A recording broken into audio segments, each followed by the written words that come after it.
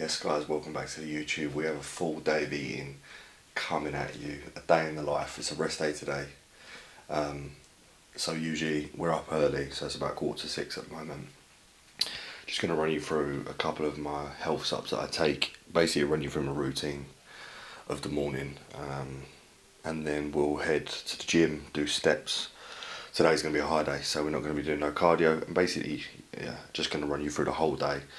Obviously it'll be a little bit different to how my normal rest days are, because obviously it is a high day, there's more food going in, there's less expenditure, and then I'll probably tag in some training clips from tomorrow's session as well, which will be good to actually have some decent food behind me for a serious pump. So let me get my injectable L-carnitine sorted, all the sups, and I will run you through I'll go through how a normal day or a normal morning is structured, and then I'll run through how today is a little bit different.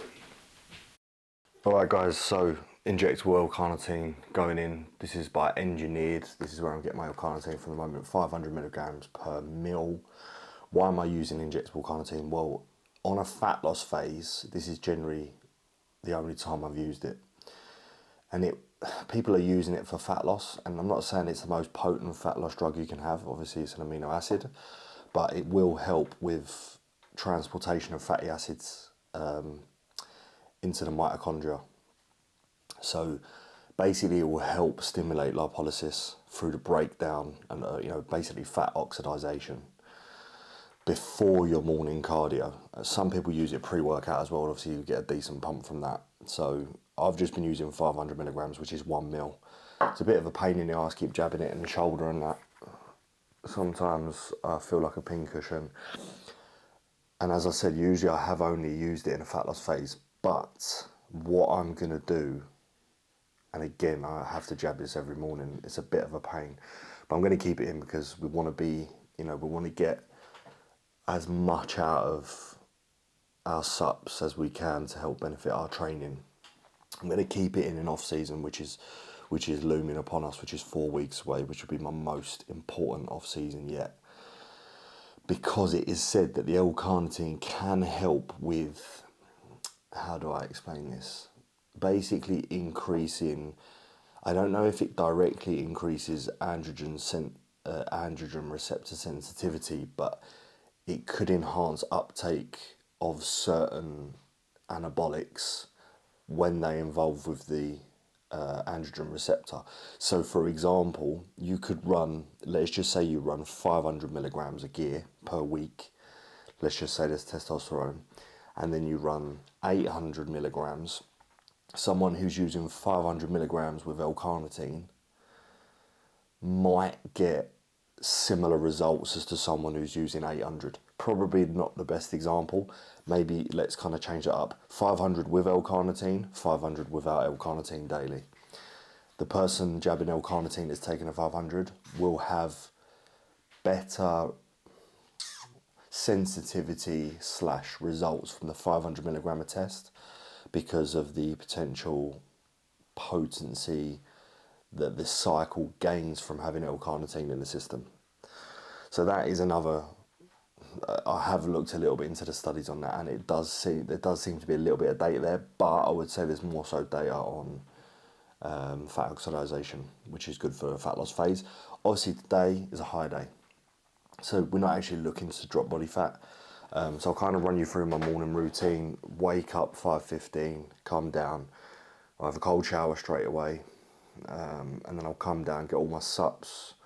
I don't take all my health sups till I get back, which we'll run through when we're back from the gym, but I'll do all my fat burners at the moment. So for example, I'll take my Clen, I'll take my L-carnitine, we'll then go to the gym, I'll do my cardio, generally doing 25 to 30 minutes on incline treadmill, follow that by another 40 minutes of steps, maybe a little bit of ab work or forearm work at the gym after that. Then we get a few steps outside, then we generally go to the shop and get any more food we need for the day. Like if we're already stocked up, we just get little things, and then we'll come home, and we're literally home by about 7:45, 8, and then I'll run through check-ins, any clients I need to see, and obviously on a training day we go and then train at like 11:30 to 12:30, somewhere in that region. But today's a rest day, so I thought I was just going to film you know, all of my meals from today. It's going to be a little bit more of a relaxed high day. Like, I don't want a cheat meal. We'll kind of, like, as we go through the video, explain to you how we got to this high day, where I've been the last kind of 3 months, and hopefully I'm going to be documenting this pretty much every week on YouTube now. We've got Stephen coming in to do a little bit of content with us as well, and I'll probably be sending him these for him to edit, or I'll just do it myself. So we're going to keep the content consistent. So that's pretty much it for now. Let's get to the gym, and we'll catch up after.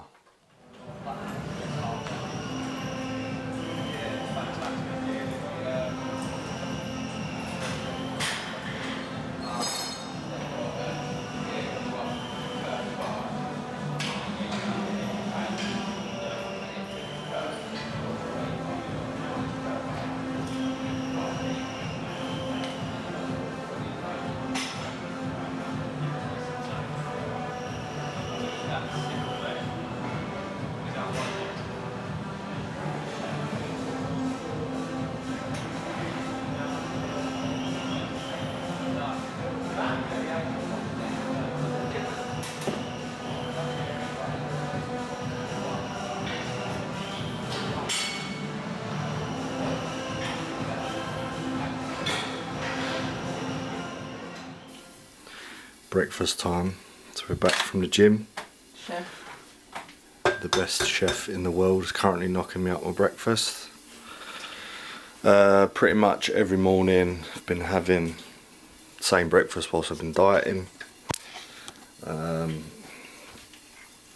Asparagus, egg whites, oats, dark chocolate. But obviously today, because it's a high day, we're going to have a bagel, and then we're going to increase the oats slightly and maybe have a little bit more dark chocolate as well for meal one. So I need to actually go and do the sups that I'm taking. Turn the washing machine on. I need to run through my sups, but I'll do that in a second, and then I'll literally show you when this is all knocked up, and then we'll go through. I think I've got five meals today because they're bigger meals, whereas usually I've got 6 meals. So yeah, we're just going to take you through a full day of eating, a little bit of supplements, and that's pretty much it. And like I said, tomorrow we'll get some training clips as well. Cool, so just about to start meal one, but I wanted to run you through very few of my health subs I'm taking at the moment. I'm only going to pretty much cover the liver, and I'll tell you kind of why as well. So the best liver subs I'm taking at the moment is the Supplement Needs Liver Stack, alongside Tudka and NAC as well. So this liver stack has some slightly different ingredients than this. This is your general, like Tudka and NAC has always been for liver health, recovery, etc. But liver stack will have Tudka in, so I'm just kind of doubling up on that. But it has L-choline, inositol, and calcium as well. And a few other ingredients. So I combine those two. I'm running low on the liver stack. The reason why I'm going heavy, generally my liver's fine on cycle.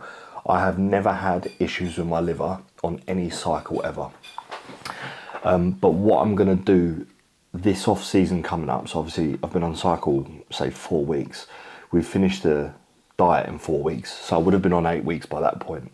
We're then going to do a 16-week off season. 14 to 16. So I'm going to have been on cycle about 24 weeks, but I want to utilise my cycle more so for when I am in a growth phase.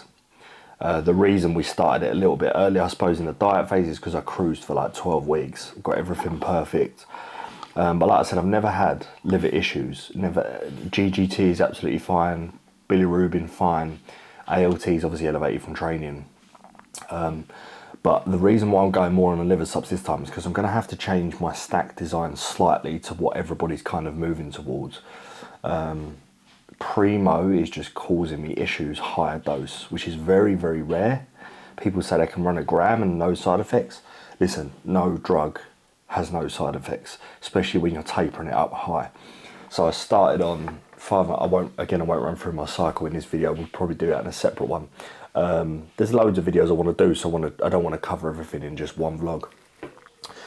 500 Primo, and within literally, well, I've been on 5 weeks actually, and by the time that's kicked in, I'm starting to get a cramp again, starting to get a little bit of stomach acid again. So there's something, it's not, I changed brands. I think that the MCT oil was causing me heavy stomach acid, but ever since I got on Primo, it can cause hypercalcemia and cramps, but it's very rare in certain individuals. Hypercalcemia is essentially where your calcium levels go too high, and what happened on my last cycle, when I run higher Primo, calcium levels go too high. My parathyroid, which sits near the thyroid, shuts down because that's what controls calcium. It's basically saying you've got too much calcium in your body from the Primo causing hypercalcemia. Then that produces stomach acid, and I just had a hell of a crap time with my last cycle. So I'm actually going to be dropping my Primo down and bumping other things up. Again, we'll run through that later down the line, and I will be using orals this off season, back to the old school roots of maybe using, you know, Anavar, Anadrol, etc. So yeah, come over here, babe. Sorry. Turgid NAC, liver stack, and then glutathione as well. This is the most powerful antioxidant that you can get your hands on. It's going to be better, I want to say, absorbed, not digested. In this form, it's not oral, is it? It's liposomal, which is much easily absorbed by the body. Doesn't taste like the old one used to taste like absolute shit, but this is not too bad now. So those are my top 3 subs for liver health. There are a few peptides that I've been trialing from Biolab as well, which is going really well, but I'll run through them in another video. And also for stomach health, probiotic, stomach / organs, whatever, digestive system, probiotics. So that's basically pretty much it. Let me show you meal 1. That is what you call the best breakfast on the planet. Dark chocolate oats. Tony's got scrambled egg avocado. So is that right there? We'll run through the details on that. So obviously today we're running a higher carb day. We'll run through the macros at the end, the specific macros, but I'm aiming for basically, where is it? Keeping my protein at around 300, 750 carb, and then 80 fat. So egg whites, meal 1. So meal 1 is basically 100 gram asparagus, which I usually have more than that. 230 mils of egg whites, where I usually have 400. 150 oats, where I usually have slightly less, 120, 130. 60 gram of dark chocolate, which is higher carb and slightly lower fat because it's salted caramel dark chocolate, which is good for a refeed because you don't want your fats to go too high. However, this refeed is a little bit more of a relaxed high day in terms of I just want to eat meals that I enjoy as well. I'm not on a show prep. I'm still hitting these macros. I'm just kind of, you know, I'll put a bit more dark chocolate in today, obviously tracked it, but usually you might want to, when you're on a show prep, you want to keep your fats maybe around 50, 60 grams when you're doing a very high carb day. 80 grams today, it's not gonna hurt. And then a bagel in there as well. So macros for meal 1 is, let me get it up, 168 carb, 35 gram of fat, 48 protein. And that's basically, it's 8 o'clock. That's it, I'm gonna smash this and then I'll see you in the next meal. This is meal 2. It's 12 o'clock, a little bit later than usual, but I had 2 clients. I basically just said in the other clip that I'd seen my client Ian this morning. We went for a walk. Checked my Instagram. He's a client of mine, a good friend of mine. He's 87. He was in hospital for 6 weeks. Literally nearly died. Couldn't even walk when he got out, and we've literally just been rehabbing him. And today he had his first walk without a walking stick. So over the moon about that. And then I had another client called Chaz, and now I'm back here. So obviously because it's a rest day, usually I'd be training around half 11, 12. But I'm back here for meal 2, and then I've actually got to go and see my grandma at hospital because she's recovering from an infection, and we're trying to get some carers for her to be able to walk as well. Bless her, her back's knackered. So this is how today's kind of running. I've had meal 1, 8:30, as you saw this morning. Meal 2 is going to be 120 ESN cream of rice, 40 gram of isopro caramel biscuit, by JP, and then 125 strawberries, 100 blueberries, and then 5 gram of honey. Macros: 120 carb, 2.9 fat, 42.6 protein, 661 calories. I'm going to have 5 meals today because basically if I have a high day or when I'm in off season, because calories are higher, I'm happy with bigger meals. I find it easy to eat. So with the timings that we kind of train and how we structure our day, so we'll literally wake up 5:15, go to the gym, meal 1 will be at 8, meal 2 will be at say quarter to 11, then we train from anywhere from 11:30 or 12:30 starting for 2 hours. So post-workout is not till 3.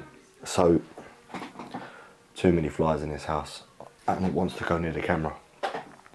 So meal 1, 8, basically 11, train. EAAs and intracarb. Intracarb will be for off season, but you get a muscle protein synthesis spike from your EAAs when you're training, so that counts as a 6th spike if I'm having 5 meals a day.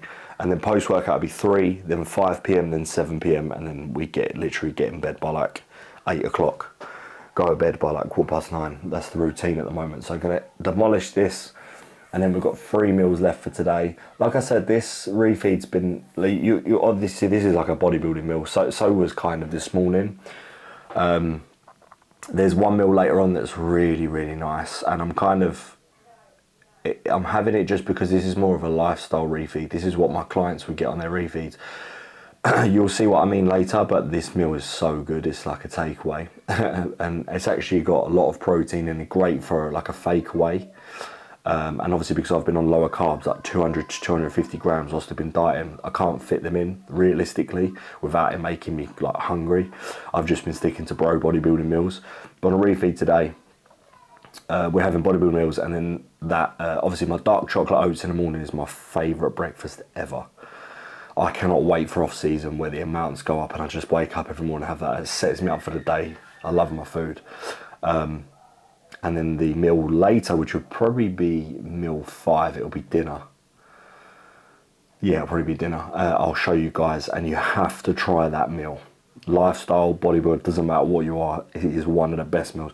Better than what you can get out of the actual takeaway that sell it. So this is meal 2, I think that's pretty much it. I'll be back for meal 3. Alright, sweet, back for meal 3. Pretty simple meal. Chicken, 2 potatoes, 2 jackets, and some asparagus. Does the job. Nothing special. Literally usually have just chicken and veg at the moment, just chicken and asparagus. Added in 2 jackets today, a little bit more filling than rice to be honest. Could have had rice but decided to go with the jackets. Obviously pretty much macro track, but when I get on prep for my show, I'll just switch to a meal plan because it's much easier. But when I'm doing a little diet or tidy up now, and even into off season, I'll have the same meals pretty much every day and just taper the food up. And if I want to make carb swaps, I can. But I'll definitely find that I'll have a meal plan for actual preps, because Cal can work everything out his end, and just it saves me analysing and thinking what I'm going to do in the morning. Although I know most of my meals will be the same, and I've tracked it in the day before. When you're on prep, you don't want to be thinking about things like that. And on prep, you literally track everything. You track veg, track sauce. At the moment, I'm tracking my veg. I'm not tracking my sauce at the moment, but they remain pretty consistent. So, meal 3 going in. We're a bit late today. It's like 3 o'clock. Just got back from the hospital, seeing my grandma. She's recovering, so all good. Infections clearing. She had a kidney and a lung infection. She's getting transferred to a different hospital. Hopefully, get some carers around for her, because she can't really live on her own anymore. So hopefully that'll get done. 2 more meals left for them today, and we'll see you soon. Yes, meal 4, 180 grams of Frosties, nice and simple. I had a bagel and jam off camera. Didn't actually run through the macros of the last meal either. So the chicken meal and the potato meal ended up coming to roughly 85 carbs, 6 fat, 54 protein. And then the bagel and jam and the cereal comes to... So technically I didn't have no protein with this meal, but you'll see why, because I have a lot of protein in my last meal, which is the fake away. I've kind of saved a bit of protein for that. So I've only had 4 protein servings, but when you're running a high carb day, your protein's generally lower anyway. Mine's actually lower because I got the heavy protein meal later with the fake away, but I've just spread it across 4 meals instead of 5. So this meal is purely carbs, basically 220 carb or 218, 2 fat and 16 protein from the cereal and the bagel and jam. So we've got 1 meal after this, which is a fake away, which I'm going to show you, which is absolutely insane. So far so good. When you're refeeding as well, people think like you're going to be full up. It doesn't fill you up, not when you've been dieting. Your hormones, your leptin and ghrelin are so skewed. People who actually have dieted, all bodybuilders who have dieted for a show know what post-show is like, or post-heavy diet, post-photo shoot diet, whatever. So when you're dieting and you have a high day, even if you had 1,000 carb or 1,200 carb, it goes down easy meal by meal by meal. It doesn't touch the sides. Even though I've still kept asparagus, I've still kept fruit in today, I've kept my veg in. I've had it's all clean food, it's all classed as clean food. There's no sweets or confectionery or any high calorie garbage essentially in these high days. But it still doesn't fill you up. So you have to kind of look at a refeed of, you're not looking at it from a satiation purpose, because the refeed is there purely to help drive fat loss for the next phase, or the next week or 2 of that fat loss phase. Generally you'd run 2 high days. Today I'm only running 1. 2 high days is, some studies show that 2 high days does effectively, what's the word I can say, manage leptin and ghrelin a little bit more, so you might get some appetite and satiation benefits of doing 2 high days. Potentially will remove a little bit more fatigue as well. I'm not looking for that. I've had 10 days solid on plan. I'm getting a bit flat, my training's getting a bit slower. I'm having a 1 big high day and we're back in tomorrow, because I have got an off-plan meal for Tony's dad's birthday in another 10 days. I've got 9 more days of digging from tomorrow. Then I'll have an off-plan with a high day to make sure I get carbs in, because off-plans are just purely fat as well. Majority of meals out are high fat. People think carbs is what is in restaurant meals. It's not. It's all cooked in oils, all fats. You will get high carb-ish meals, but when you go for chips and steak and burgers, it's like, comes to like 150 gram of fat for 1 meal, or 100 gram of fat, depending on how much you're eating. All the starters, calamari, halloumi, it's all fat. And when you're a bodybuilder and you want to refeed, you're looking at carbs. So even though I have an off plan next Saturday, I'll still have a lot of carbs before I go. And I'll just use that 1 day as a high day plus a cheat meal. Then Sunday back on it, and we've got 2 weeks left to finish the diet. So that's pretty much it. See you soon for the last meal. Yes, meal number 5, last meal of the day. Right, this is the best meal, the best takeaway, or fake away I should say. Chicken wraps. Tone, tell them how good this is. Best meal you'll ever have. Oh. That's what I'm talking about. Let me actually pick the camera up and show you. You cannot beat the KFC twisted chicken wraps. Let me get the macros up. Can I just put that there, Tom? That is the best fake-away meal. Although it looks plain because they're all wrapped up, you can't really see inside. Protein cheese. Protein cheese. It's got, actually, let me break some apart and kind of show you. Sometimes you put like lettuce in them, but we didn't have no lettuce today. I don't know if that's going to focus. Trust me, better than KFC twisted wraps, because you actually got some protein in there, and it's not all high fat. Well, it's a little bit of high fat. So this is my second high fat meal of the day. So we have got for 400 chicken, 140 protein cheese, and 5 wraps. The protein cheese is from Aldi. The wraps are from Tesco. This is quite a calorie dense meal. 1,567 calories, 167 protein, 33 fat, 156 protein. And like I said earlier, on a high day or refeed, generally you drop protein a little bit, but I'm just having this meal because I enjoy it. And this is more of a lifestyle based refeed. I'm not stressing about all the tiny minute details, but I have hit these macros today. So this is the total of all the foods: 318 protein, 747 carb, and an 81 gram of fat. So it's not too bad for a high day. That's just one day, and then tomorrow we're back to it, and then as I said, we're digging, and then cheat meal, and then 2 weeks left digging. So we've basically got 1.5 to 3.5 weeks left of dieting. You'll probably see some physique updates across the next 3 weeks on YouTube and stuff like that. We're getting some filming in with Stephen on the 19th as well, just some like training footage and some reels. And as I said at the beginning of this video, we're going to get some training footage tomorrow. I'm going to do push. So all of this 750 carb is going to fuel tomorrow's push session. Fantastic to use refeeds properly in a diet phase. Just have to be used at the right time. Obviously, because I'm not nowhere near show lean at the moment, you can be a little bit more relaxed with meals like this. I've still got my veg in today. I've hit all my minerals. I've hit those macros. I've not used anything really like high fat. I haven't gone out and had a cheat meal. Could I have had a cheat meal today and still made progress in the next 2 weeks? Yeah, probably. But I'd rather have something like this and kind of stay on plan with it. I will see you. That's pretty much ending the day, the full day of eating the 5 meals. I will see you tomorrow where we are training push. What are you training? What day is it? Thursday? Thursday. I've got gluten hams again, big session. Tony's gluten hams number 2. I am push 2 at factory tomorrow. So we'll both see you then. Yes guys, good afternoon, hope you're all good. Today is push B or push 2, whichever you want to call it. Training down at factory. I'm going to take you through a big push session. I'm going to probably just clip all of the exercises and then most likely do a voiceover of everything I'm doing, kind of run through and break the session down as to why I'm doing what I'm doing at the moment with the exercise selection, tempo, all that stuff, all that jazz.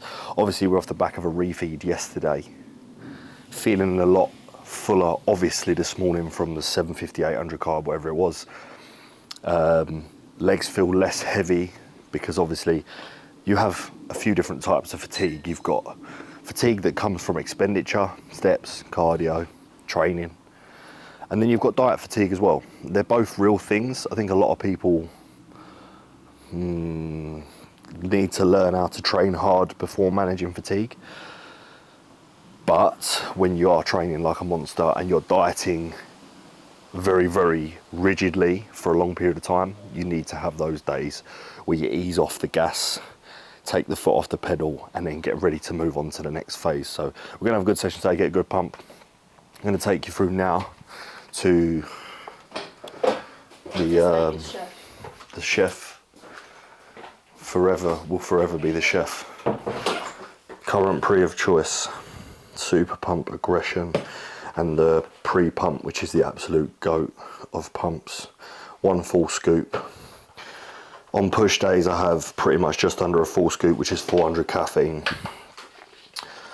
I find that when I'm doing legs or a heavy posterior like deadlifts, if I have a full scoop of caffeine, the 400 milligrams just makes me feel sick because my heart rate's a lot higher. Whereas on push day, where your resting times are a little bit more relaxed, your heart rate's not as high, I bang nearly a full scoop. So I have a monster in the morning and a scoop of pre on training days, and that's about it. So we'll see you. I'm going to try a transition now. We'll see you at the gym. Okay guys, cool. So exercise 1, starting off today's push session. So we've got the Panatta pec fly, coming from high to low. I really like this machine recently because it's given me a lot of stimulation in the middle of the pec and the lower pec, and you still get a bit of a stretch on the way up as well, hitting the clavicular fibers, and it mimics a most muscular. And I feel like the striations in my chest as I'm getting leaner are starting to shine through, so I'm really liking this movement. Gym pinned it today because I've worked my way up to the stack even on this deficit, 2 10s on there, and then I backed off with a 10 plate. I like to do 2 sets at least of pecs before I do any pressing. Then we go into a tricep push down, just 2 sets of a standard tricep push down, pushing downwards, extending the elbow. The reason I do triceps before on this push is because I actually have an arm day Saturday with triceps. I'm actually hitting triceps 3 times a week, Monday, Thursday, Saturday, and I don't do a ton of tricep volume on today's push. So I'll do 4 sets, or 4 to 5 sets. I did 2 sets of normal push downs and then 2 to 3 sets of the next push downs that you'll see coming up, where I'm basically pushing in front of me and bringing the bar up just behind my head. Puts a little bit of a different stretch on the tricep, and I feel a very good connection with my long head. Not as good as if I was doing a skull crusher or an overhead extension, but it definitely hits a certain part of the tricep for me. So I do the pec flies, then I warm up my triceps to get good tricep activation before I press, because my triceps are very, very weak and I need to bring those up. Then we go into top set on the Smith bench incline set of 3, so just a standard incline. Today not feeling massively strong. I think my best ever is 4 plates for 7 or 8, or 6 to 7 in off season, but that's when I'm like 15 kilos heavier. And I think my best 2 weeks ago was 3.5 plates for 7. Today just 3 plates for like 8, but I didn't have no elbow sleeves, and then we move into 2.5 plates aside for that set there. Just trying to get a good connection, not trying to chase heavy load as I'm really getting leaner. The days that I feel stronger, okay, I'll kind of try and go for it, but I'm not trying to bury myself during this time. I'm training to failure within all of my sets still. Then you can see a few warm-ups here on the hammer strength incline. This is what I actually did swap in today. I was doing the mid press, but I flat bench on Monday, so I thought I'll do 2 upper pec today, the Smith and this, and then so you'll see I worked up to 4 plates. Just it's the strength curve on the hammer strength is very hard to lock out, so sometimes I go to like an inch or 2 from lockout, especially since I've already done Smith press first. Realistically you should put a hammer strength kit first, but I like it second here because I feel like I get a good stretch, a good contraction, and I'm not really looking to lock out on that too much. Sometimes I'll get a few partials at the end. I then did a back off with the 3 plates, as you can see. Good stretch on the way down. I'm definitely coming an inch or 2 lower than I used to because I'm not worried about the load that I'm using. Then we move into dips. I do a few body weight just to get warm. Then the top set, I believe I did 2 plates here, only for like 6 or 7 is it. The dips are good because I get that stretch in the upper pec again, like on the Panetta pec deck.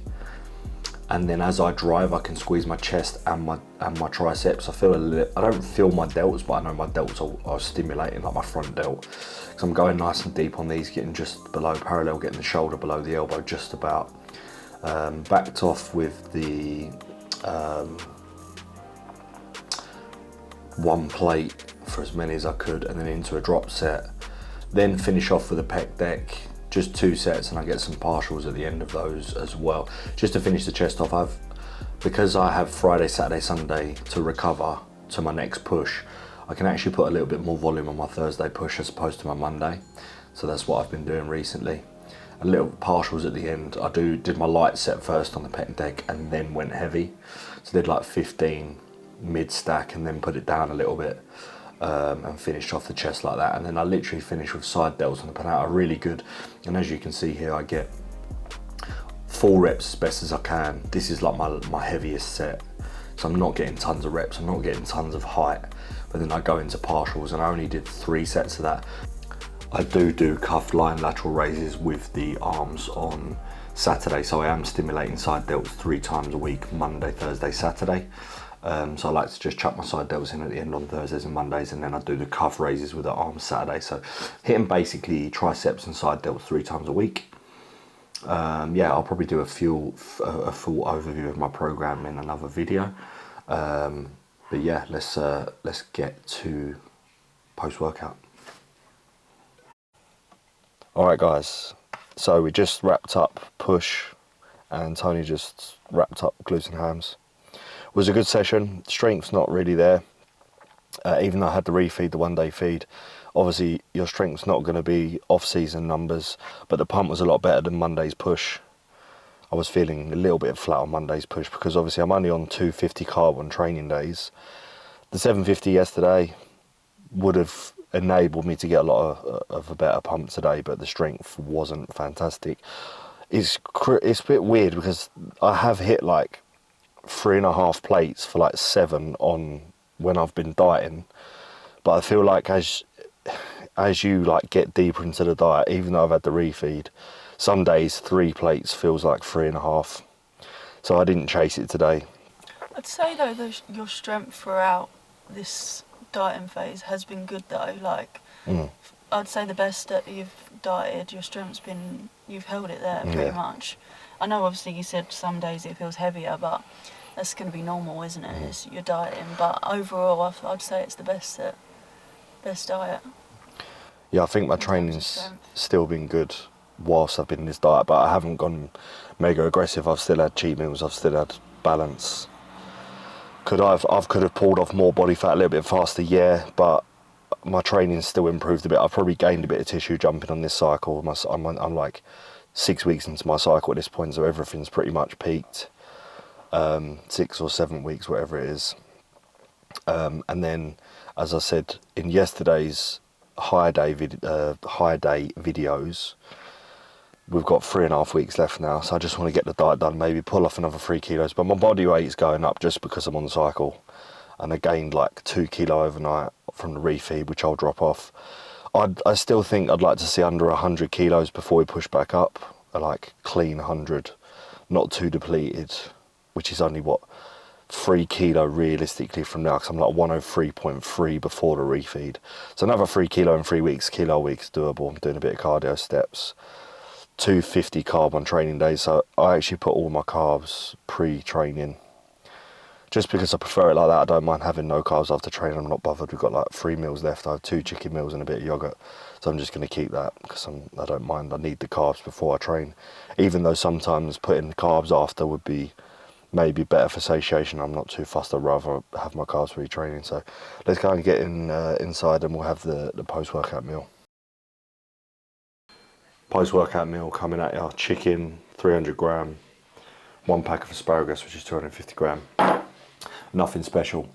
So that's pretty much it, guys. That's vlog 1 wrapped up. I have made a promise to myself to be doing 1 video a week, every single week from now all the way until my show, which is next year, which is about 9 or 10 months away.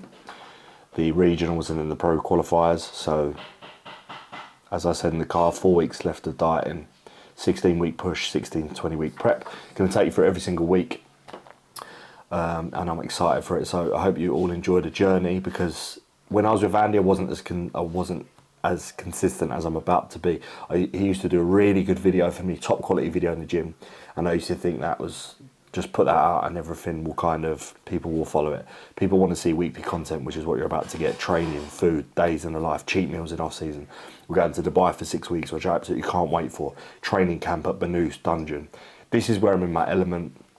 One day we will have 20, 30, 40, 50,000 subscribers. So thank you for everyone who follows so far, and enjoy the rest of your day, and I'll see you next week.